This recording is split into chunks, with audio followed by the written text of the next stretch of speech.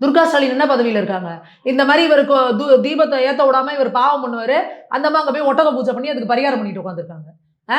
நீங்க இந்த மாரிலாம் என்ன பரிகாரம் பண்ணாலும் உங்களுக்கு வந்து இந்த தடவ பரிகாரமே கிடையாது.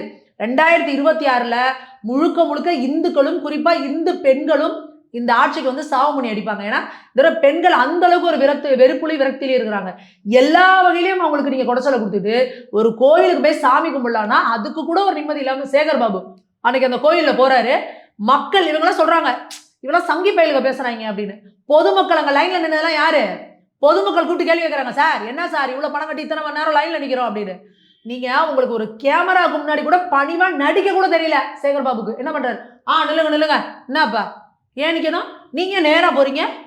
நீங்க என்ன பெரிய ஆளா? இவர் அப்படியே நேரா போறாரு. அங்கவங்க கேட்கறாங்களா, அட்லீஸ்ட் அவங்களுக்கு இருங்கம்மா வந்துருங்கம்மா அப்படின்னு ஒரு பணிவா பேச கூட தெரியல. ஒரு வயசான பாட்டி அவங்க சொல்றாங்க ரொம்ப நேரம் நிக்கணும். அவங்கள ஒருமையில பேசிட்டு போறாரு. யார் உங்களுக்கு இந்த அதிகாரத்தை கொடுத்தது? தமிழக மக்கள்லாம் நீங்க இளக்காரமா இருக்கா? கோவில்ல இருக்க இந்துக்கள்லாம் உங்களுக்கு இளக்காரமா இருக்கா? அவங்கள அப்படி மரியாதை இல்லாம நீங்க பேசுவீங்களா அப்போ?